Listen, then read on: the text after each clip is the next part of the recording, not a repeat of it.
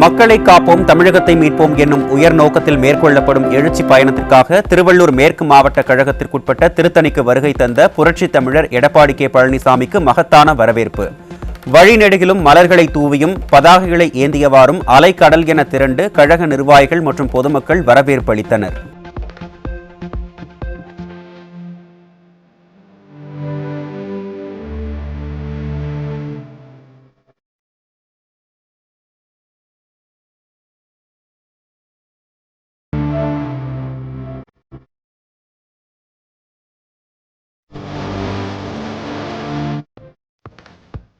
தேர்தல் வாக்குறுதிகளை அளித்து விவசாயிகளை ஏமாற்றி ஆட்சிக்கு வந்த பிறகு விவசாயிகளுக்கு துரோகம் செய்த அரசு ஸ்டாலின் அரசு. விவசாயிகளுக்கு இருமுறை பயிர்க்கடன் தள்ளுபடி, தடையில்லா மின்சாரம், மும்முனை மின்சாரம் வழங்கிய அரசு அதிமுக அரசு என்றும் அதிமுக பொதுச் செயலாளர் பெருமிதம்.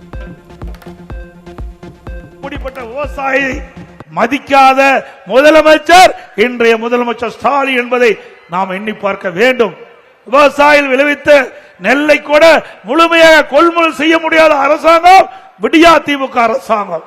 விவசாயிகளுக்கு அண்ணா திமுக ஆட்சி இருக்கின்ற பொழுது 2 முறை தொடக்க வேளாண் கூட்டுறவு வங்கியிலே வாங்கிய பயிர்க்கடன் தள்ளுபடி செஞ்சோம். விவசாயிகளுக்கு 24 மணி நேரம் அவருடைய மின் மோட்டார் இயங்குவதற்கு தடையில்லா மின்சாரம் கொடுத்தோம், மும்முனை மின்சாரம் கொடுத்தோம். அதையும் நீங்க நிறுத்திட்டீங்க.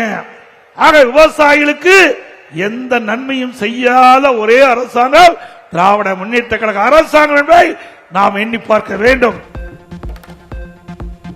திருவள்ளூரில் வடமாநில நபரை கஞ்சா போதையில் சிறுவர்கள் கொடூரமாக வீச்சறிவாளால் தாக்கும் காட்சி பதைப்பதைக்க வைக்கிறது.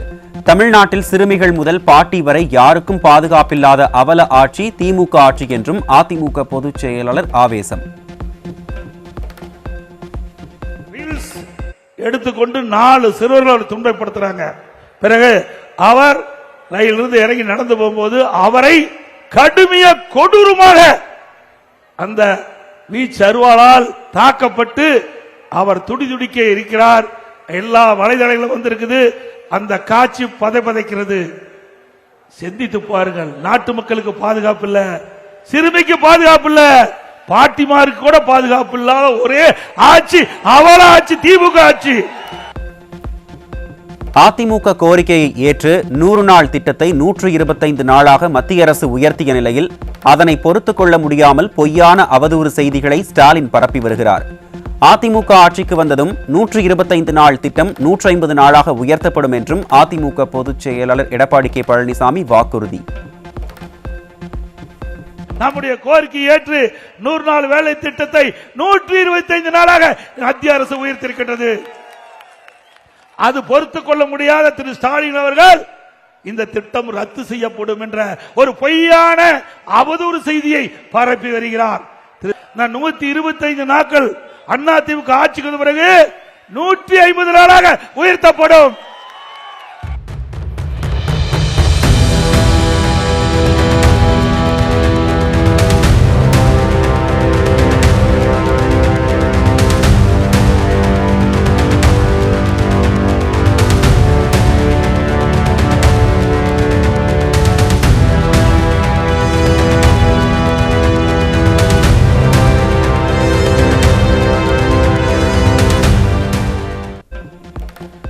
மக்களை காப்போம் தமிழகத்தை மீட்போம் எழுச்சி பயணத்தில் புரட்சி தமிழருக்கு உற்சாக வரவேற்பு.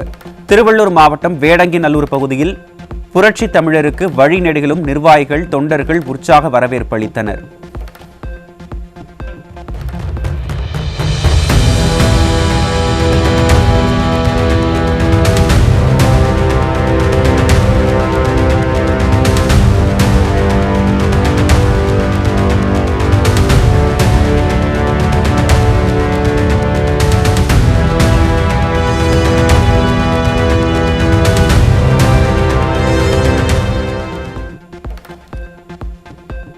சட்டமன்றத்தில் நான் பேசுவதை நேரடி ஒளிபரப்பு செய்வதில்லை. சட்டமன்ற எதிர்க்கட்சி தலைவர் என்ற முறையில் சட்டப்பேரவையில் நான் பேசுவதை தில்லு திராணி தெம்பு இருந்தால் நேரலை செய்ய முடியுமா என திமுக அரசுக்கு புரட்சி தமிழர் கேள்வி. தில்லு திராணி தெம்பு இருந்தால் நான் சட்டமன்றத்தில் பேசுவது நேரடியாக ஒளிபரப்பு செய்ய நாங்க கேட்கிற கேள்வி முதலமைச்சர் பதில் சொல்ல முடியுமா? நேற்றுக்கு ஆளுநர் வரப்போது 20ஆம் தேதி ஜனவரி 20ஆம் தேதி மேதகு ஆளுநரை வரப்போகிறது. ஆளுநர் உரையாற்ற போற சட்டமன்றத்தில். உங்களுக்கு தில்லு திராணி இருந்தா நான் எதிர்க்கட்சி தலைவர் என்ற முறையில் நான் பேசுறேன். நேரடியா சட்டமன்ற நிகழ்ச்சி ஒளிபரப்பு செய்ய முடியுமா?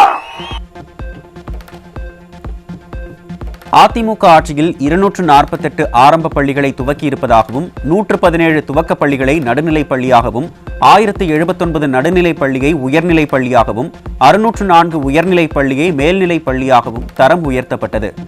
திமுக ஆட்சியில் திறக்கப்பட்ட பள்ளிகள் மற்றும் மாணவர்கள் சேர்க்கை எத்தனை என்பதை சொல்லுங்கள் பார்க்கலாம் என ஸ்டாலினுக்கு சேலஞ்ச் விட்டார் அதிமுக பொதுச் செயலாளர். கல்வி அமைச்சருக்கு நான் குறிப்பிட விரும்புகின்றேன். அனைத்து இந்திய அண்ணா திராவிட முன்னேற்ற கழக ஆட்சியிலே 248 துவக்க பள்ளியிலே நாங்கள் துவக்கினோம். திரு ஸ்டாலினுக்கு சேலஞ்சியா சொல்றேன், கேட்டுக்கங்க. தெரியலனா கேட்டு தெரிஞ்சுக்கங்க. உங்க அமைச்சரிடத்திலே 248 ஆரம்ப பள்ளியிலே துவக்கி இருக்கிறோம். 117 துவக்க பள்ளியை நடுநிலை பள்ளியாக தரம் உயர்த்தியிருக்கிறோம். 1079 நடுநிலை பள்ளியை உயர்நிலை பள்ளியாக தரம் உயர்த்தியிருக்கிறோம். 604 உயர்நிலை பள்ளியை மேல்நிலை பள்ளியாக தரம் உயர்த்தியிருக்கிறோம். இப்படி அனைத்து இந்திய அண்ணா திராவிட முன்னேற்ற கழக ஆட்சியிலே பள்ளிகளை திறந்து அதிக பேர் கல்வி கற்கக்கூடிய சூழ்நிலையை உருவாக்கிய அரசாங்கம் அதிமுக அரசாங்கம். உங்களுடைய ஆட்சியில் எத்தனை பள்ளிகளை திறந்த, அதனால எவ்வளவு மாணவர்கள் சேர்க்கை சொல்லு பார்க்கலாம். ஒப்பந்த செவிலியர்களை பணி நிரந்தரம் செய்வோம் என்று தேர்தல் அறிக்கையில் குறிப்பிட்ட திமுக அதனை செயல்படுத்தவில்லை.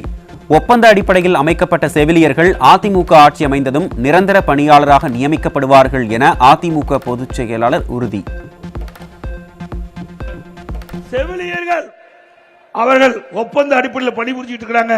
தேர்தல் அறிக்கையில் குறிப்பிட்டாங்க, திமுக ஆட்சிக்கு வந்தா செவிலியர்கள் பணி நிரந்தரம் செய்யப்படுவார்கள் என்று. இதுவரை அவர்கள் போராடி போராடி கைது செய்யப்பட்டு அவர்களை சித்திரவதை பண்ணிட்டு இருக்காங்க. அண்ணா திமுக ஆட்சி மலர்ந்தவுடன் இந்த ஒப்பந்த அடிப்படையில் நியமிக்கப்பட்ட செவிலியர்கள் நிரந்தர பணியாளராக நியமிக்கப்படுவார்கள். 39 எம்பிக்களை வைத்துள்ள திமுக தமிழ்நாட்டிற்கு எந்த புதிய திட்டத்தையும் நிதியையும் பெற்றுத்தரவில்லை. சாதிக்கும் மதத்திற்கும் அப்பாற்பட்ட கட்சி அதிமுக என்றும் அதிமுக ஆட்சியில் தான் சிறுபான்மை மக்களுக்கு நிறைய திட்டங்களை கொண்டு வந்து நிறைவேற்றியதாகவும் புரட்சி தமிழர் பெருமிதம். 39 நாடாளுமன்றத்தில் இருந்து தமிழ்நாட்டுக்கு என்ன புதிய திட்டத்தை கொண்டாந்தீங்க?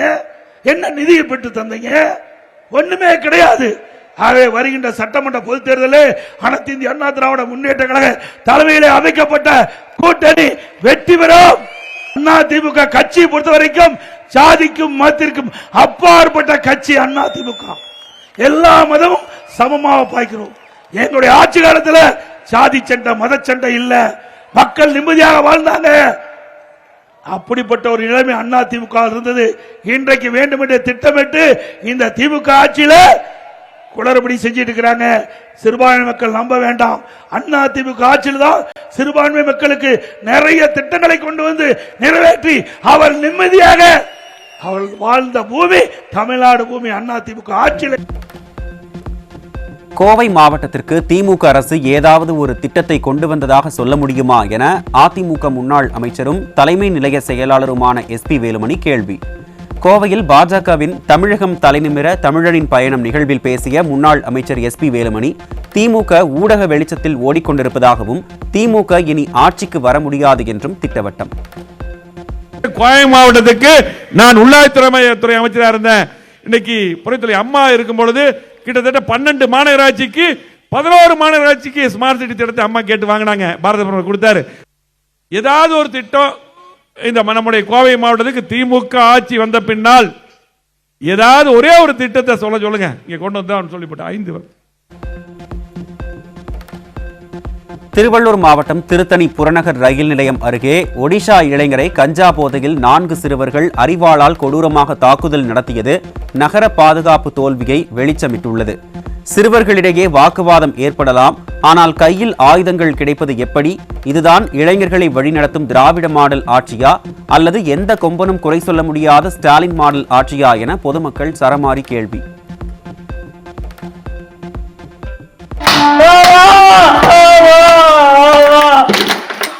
Allah Aduh, kata aja. Mau condong orang ambil mau nih. Kurang nama cerong udah tidak.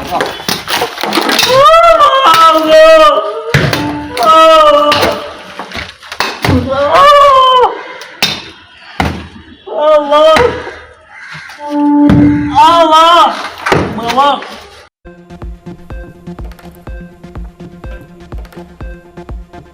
சென்னையில் இருந்து திருத்தணி செல்லும் ரயிலில் கத்தியுடன் ரீல்ஸ் எடுத்த 17 வயதுள்ள 4 சிறுவர்களை தடுத்த வடமாநில இளைஞரை சிறார்கள் அரிவாளால் சரமாரியாக கொலைவெறி தாக்குதலில் ஈடுபட்டதாக வரும் செய்தி அதிர்ச்சி அளிக்கிறது. இந்த தாக்குதல் தொடர்பான காணொளியை காண நெஞ்சம் பதைபதைப்பதாகவும், புத்தகம் இருக்க வேண்டிய இடங்கள் கைகளில் பட்டாக்கத்தி வந்திருப்பது வெட்கக்கேடானது என்றும் அதிமுக பொதுச் செயலாளர் காட்டம்.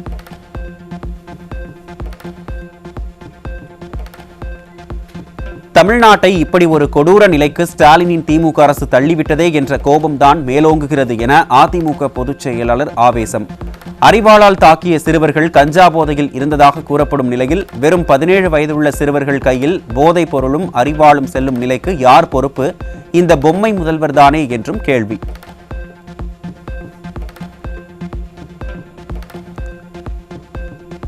மாநிலத்தின் எதிர்காலத்தை இப்படி சீர்குலைத்துவிட்டு எத்தனை மேடை ஏறி எத்தனை பெருமை பேசி என்ன பயன் ஸ்டாலின் அவர்களே? கைதான சிறுவர்கள் மீது கடும் சட்ட நடவடிக்கை எடுக்கவும், இந்த சம்பவம் நடக்க மூல காரணமான சட்டம் ஒழுங்கு சீர்கேட்டையும் போதைப் பொருள் புழக்கத்தையும் கட்டுக்குள் கொண்டுவர கடும் நடவடிக்கைகளை மேற்கொள்ள ஸ்டாலின் மாடல் திமுக அரசை வலியுறுத்துவதாகவும் அதிமுக பொதுச் செயலாளர் அறிக்கை.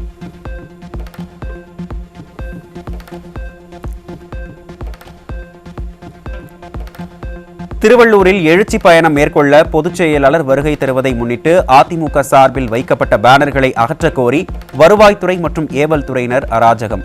திமுக பேனர்களை அகற்ற நடவடிக்கை எடுக்காமல் அதிமுகவினின் பேனர்களை மட்டும் அகற்றச் சொல்வதா என கேட்டு அதிகாரிகள் மற்றும் ஏவல் துறையினருடன் முன்னாள் அமைச்சர் PV ரமணா மற்றும் அதிமுகவினர் வாக்குவாதம்.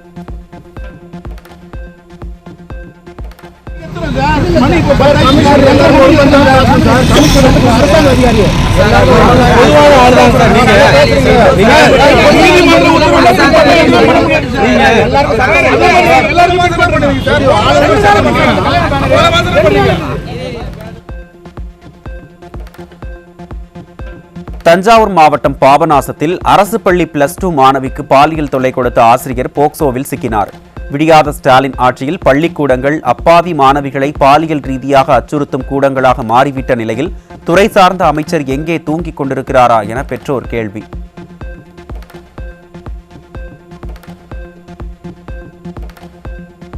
சென்னை குமரன் நகர் பகுதியில் கிரிண்டர் ஆப் மூலம் போதைப்பொருள் விற்பனை செய்த 3 பேர் பிடிபட்டதுடன் அவர்களிடமிருந்து மெத்தபெட்டமைன் மற்றும் கஞ்சா பறிமுதல். தமிழகத்தில் இளைஞர்களை சீரழிக்கும் போதைப் பொருட்கள் கடத்தல் அதிகரித்துள்ள நிலையில் விடியாத ஸ்டாலின் மாடல் ஏவல் துறை கும்பகர்ணனை விட கொடிய தூக்கத்தில் இருப்பதாக மக்கள் விமர்சனம். சென்னை பாரிமுனை பகுதியில் கார் மற்றும் இருசக்கர வாகனத்தில் கடத்திச் செல்லப்பட்ட 2 கோடி ரூபாய் மதிப்பிலான அதீத போதை தரும் OG கஞ்சா பறிமுதல் செய்யப்பட்டதுடன் கடத்தலில் ஈடுபட்ட 2 பேர் சிக்கினர். இளைஞர்கள் வாழ்க்கையை சீரழிக்கும் போதைப் பொருட்கள் புழக்கம் தமிழகத்தில் அதிகரித்துள்ள நிலையில் தடுக்க வேண்டிய காவல்துறையினரோ கும்பகர்ணனை விட கொடிய தூக்கத்தில் இருப்பதாக குற்றச்சாட்டு.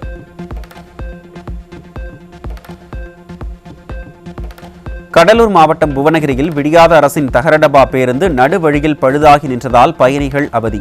கடந்த 4.5 ஆண்டுகளாக அரசு பேருந்துகளை முறையாக பராமரிக்காமல் ஓட்டை உடைசல் பேருந்துகளை இயக்கி விடியாத அரசு தங்கள் உயிரோடு விளையாடுவதாக பயணிகள் சாடல். சென்னை குரோம்பேட்டை ராதாநகர் ரயில்வே சுரங்கப்பாதை கட்டி முடிக்கப்பட்டும் வாரிசு அமைச்சரின் தேதிக்காக திறக்கப்படாமல் இருப்பதால் வாகன ஓட்டிகள் கடும் அவதி.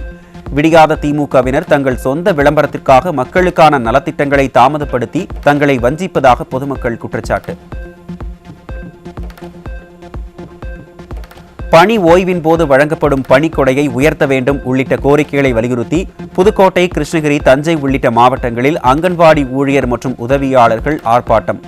திமுக ஆட்சியில் பொதுமக்கள், விவசாயிகள், அரசு ஊழியர்கள் என அனைவருக்கும் போராட்டமே வாழ்க்கையான அவலம்.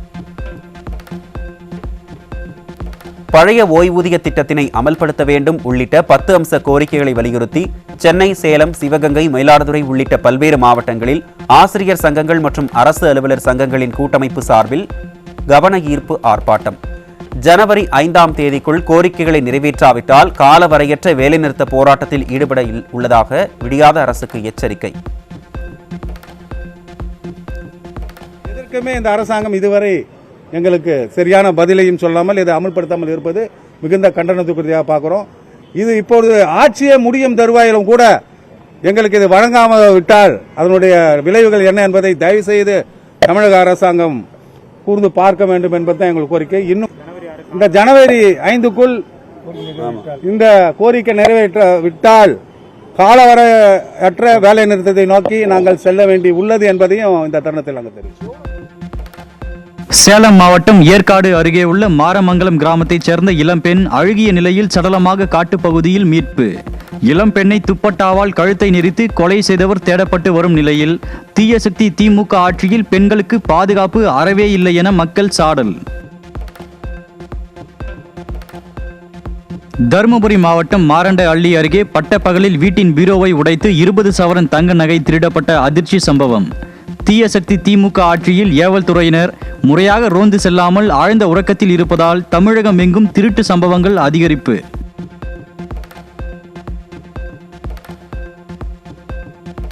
திண்டுக்கல் மாவட்டம் ஆத்தூர் தாலுகாவில் நடந்த அரசு விழாவில் பங்கேற்ற திறனற்ற திமுக அமைச்சரிடம் பல்வேறு அடிப்படை வசதி கோரி முற்றுகையிட்ட மக்களை திமுகவினர் மிரட்டியதால் அதிர்ச்சி.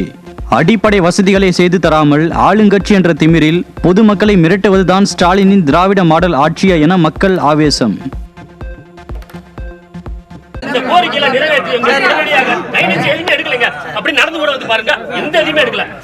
கேட்டதுக்கு நம்ம கிளர்க் அவர் என்ன சொல்றாரு, நீங்க அமைச்சரை பாருங்கன்னு சொல்லணும். ஆனா உங்க ஊருக்கு தண்ணியே வரல, வரக்கூடாது அப்படின்ற ஒரு விஷயம்.